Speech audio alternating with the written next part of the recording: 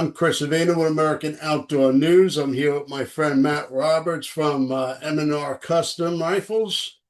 Matt, it's always so good to see you. Good to see you as well. Thanks for having me on. Now, tell me about MNR. When did you start it? And actually, it's really a specific niche. How'd you get into it? Sure. I started in business about 13 years ago. Getting into it, I kind of a long road, but I started out actually going in a completely different direction. We, my wife and I were going to Bible college, thinking we'd be missionaries. At the age of 18, I spent a year in Malawi, Africa, and so came back, started Bible school, thinking we would head back to Africa, and anyways, it was at Bible college that I got in with these derelict group of gunsmiths that kind of um, really rubbed off on me. And I was going to Bible college in Alaska, so up there, there's ample opportunities for hunting. And with these group of guys, I just kind of found a passion there.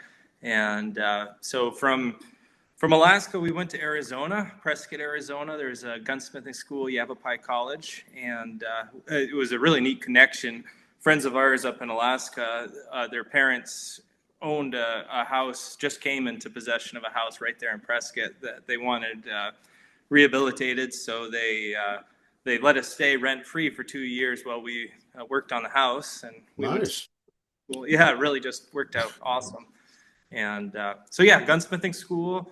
And then from there, you're learning a bunch of different stuff. You're learning pistol work, your repairs, all sorts of stuff. And it's when you get out of school that you got to pick your lane and find your niche. But fortunately, while I was going to school, I got to know a guy named Mike Roden, which is the founder of Granite Mountain Arms. It's a custom Mauser action that's made out there in Arizona, now Phoenix, but he's from Prescott. Anyways, while I was there, I began working for him, building custom rifles. And so that's really how I found my lane. We moved back home. We're from Vermont originally. Well, my wife's actually from Colorado. Then I came out here, and she was, I think, 12 when she moved out. But anyways, but we're kind of from Vermont. And so we moved back. This is where I started the business. We live where my grandparents had a farm, built the shop here, and yeah, been doing that ever since. Hmm. Well, I mean, when you're building a custom rifle, I mean, there's so many great brands out there. Um, do you customize what people bring you? Do you build rifles? I, Uh, yeah, a little bit of both. Some gunsmithing, customizing. When I started out, I mean, you're just hungry. You're taking anything you can get. sure. And so, yeah, I did a lot of general gunsmithing, customizing, like adding a quarter rib or just restocking a gun.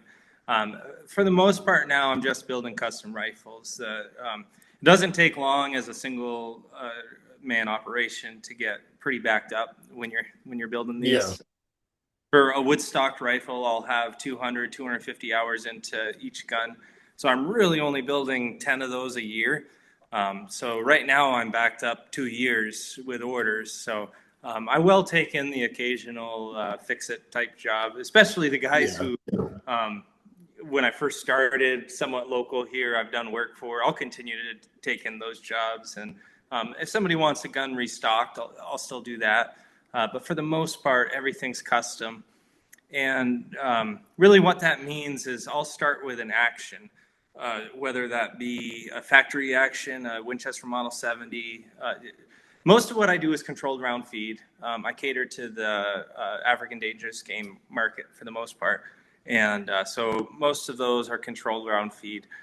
So a lot of times I'll use either a Winchester Pre-64 Classic, controlled round feed action, or a Mauser action. So both of those, a lot of work will go into customizing the actual action, custom bottom metal, different bolt handle, everything's blueprinted, No. polished inside and out, trued up. And that's before I even start barrel work, stock work, etc. Well, say I come to you, I say, Matt, I want you to build me a custom rifle. What's that first conversation like? It all depends. So some guys are really deep into the weeds already.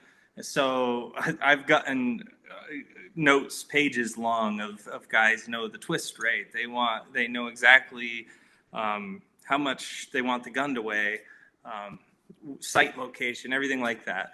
I would say, I don't know, 90% of people aren't like that. And so the conversation would be, well, it depends. Some people just say, "Hey, I want a custom gun. I'm going to go hunt X animal," and so I can start the discussion there, and kind of show them different ways of doing it. Um, Oftentimes, a guy will have a little bit more information than that and say, "Hey, I want your Hatari model, which is our wood stock model." They know what barrel length. They might not know what twist rate they want, but they'll probably know what bullet they plan to shoot. And so from there, I can determine twist rate. They'll probably have a general idea of weight of rifle. Dimension wise on a stock, it's not as critical as a shotgun that needs to be fit. Um, that said, we do fit the bolt action stock. But as far as comb height, that really just it comes down to, is it going to be a scope gun? Is it going to be an open sight gun? And that's going to determine Yeah. how much drop you're going to have in the stock. Um, Women need a slightly different geometry to the stock than a man would, but it's not quite. You don't need to come to the shop to get fitted typically. Some guys do, but for a bolt gun, that's not typical.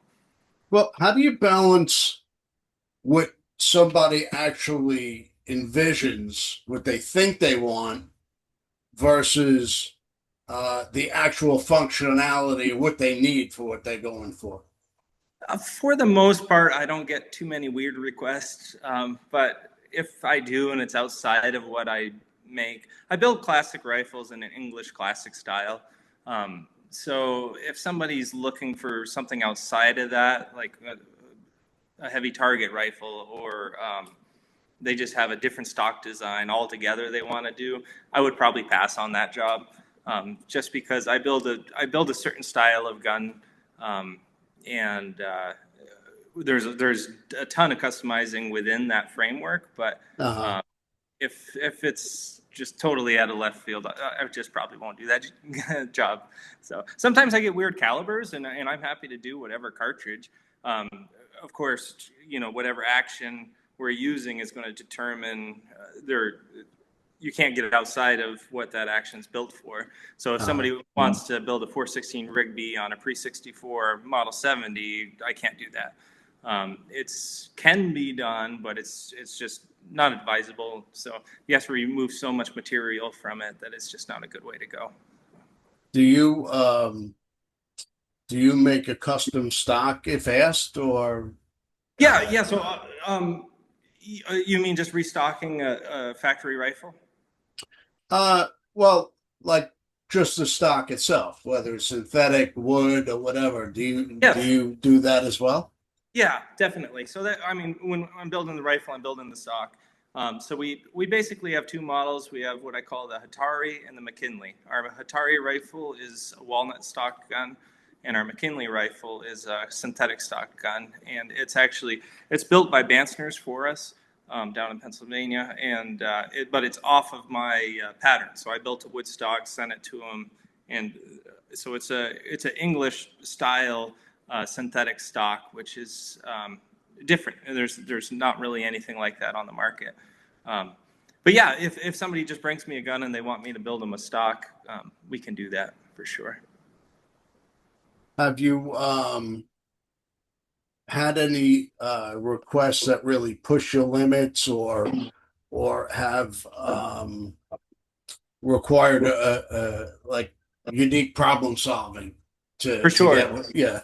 Yeah, actually, I'm on two right now. Well, one's not terribly unique. It's just different than what I do. I've built a couple single shots, but I've got a pair that I'm doing right now. So it's unique in that I'm making them a matching pair, other than the fact that one's a mini Hagen and one's a full size. So it's unique, and when you're doing a pair, things have to be just right. Also, I'm working on a takedown rifle right now, which is the Oh, first takedown I've done. So, kind of studying takedown designs, and there's not much that I'm innovating in the industry. Well, there's nothing I'm innovating in the industry. I'm a really good copycat, and that works well in the classic rifle built for kind of a conservative type of guy that's looking for that look from 1920 England. So I'm not reinventing anything. I'm just trying to duplicate what was made back then. So same thing with the takedown. I'm looking at different designs, and I'm essentially copying one from Hartman and Weiss. So. very nice. Very nice. Now, all of it is geared towards big game African or For the most dangerous. part, I mean, I do smaller calibers, but yeah, that's the market. It's the style of rifle, but I do have. I mean, I have a 223 on order right now. I've got a 260 Remington I'm building currently. I do smaller calibers, but that's the market. It's guys going to Africa, traveling to Yeah. hunt for the most part. Well, how has your market changed over the since you started past 15 years? Well, like I said, when I started, I took on everything. So I remember the day I got my FFL, I traveled to every gun store in the state of Vermont and New Hampshire and brought them pamphlets because it's like, I'm starving. I got to start this business. I've got, a kid and a wife and You're uh, hustling. be hustling. Yeah. So, um, and that was good. It got me work immediately, and so I was doing everything. And like I said, I've really narrowed that down to I'm pretty much just doing one thing now. I'm building these type of custom rifles, and I do again take in the occasional oddball thing, but for the most part, the business has now just been targeted towards that market. And some of it's just the big show we do. We do Dallas Safari Club show every year, and that's where a lot of my clientele comes from. So. Do you have has the technology in firearms changed anything that you do? A little. For the most part, I'm building them the same way they were always built. I did just buy a CNC, still learning how to use it. So I'm using manual machines even for integral barrels, which is it's a time intensive process. But I did just bought a laser engraver, and that's actually been quite nice to be able to even just marking calibers and maker's name on the barrel. But we've gone so far as my father-in-law is working with me, and he's a graphic designer, and so we've done some pretty intricate engraving on some of the guns. So yeah, So you definitely can laser engrave the stock as well as the barrel, put whatever not they the want on it. not the stock. So we have a fiber laser, which is Oh, okay. for metal. So there's I don't ever envision myself lasering a stock. They do laser checkering, obviously in manufacturing. It's just guys aren't looking for that in these type of rifles that I'm building. It'll always be hand cut checkering, but as far as metalwork, yeah, we're able to duplicate some pretty intricate scroll work and stuff. So. Wow, that's pretty wild.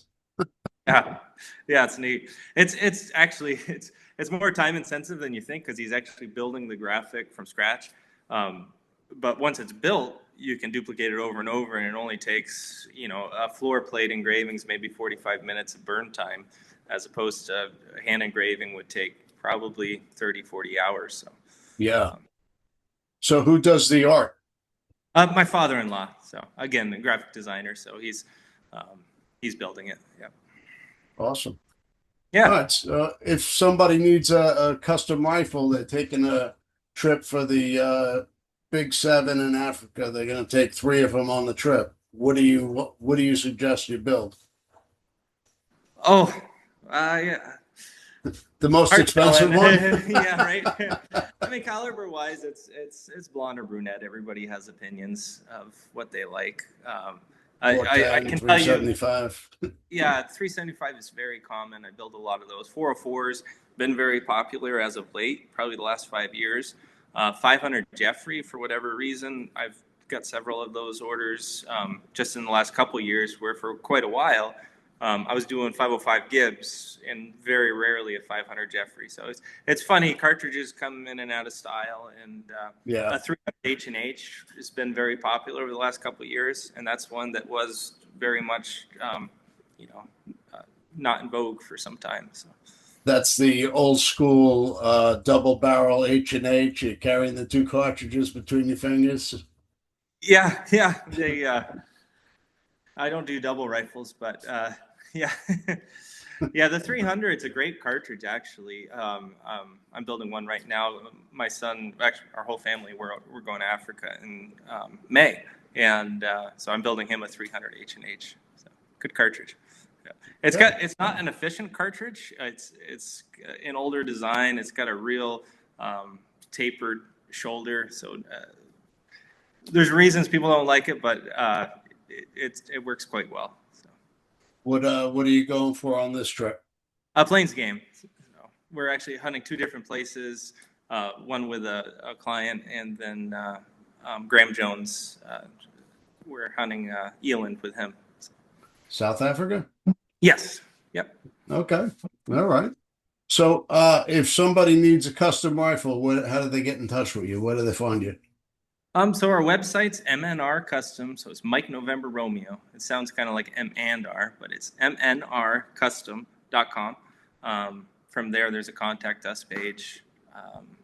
We've got our YouTube channel is actually pretty big. I haven't been actively making videos lately, but there's quite a few videos on there where they can watch the whole process of a gun being built. Uh-huh. So that's I don't know. I guess you just search our name on YouTube. Yeah. All right. Well, I appreciate you taking the time to speak to us today. And if you need a custom rifle, definitely look Matt up. And if you haven't subscribed to the American Outdoor News podcast, feel free to hit that subscribe button now, and we'll see you again next week. All right. Thanks so much, Chris.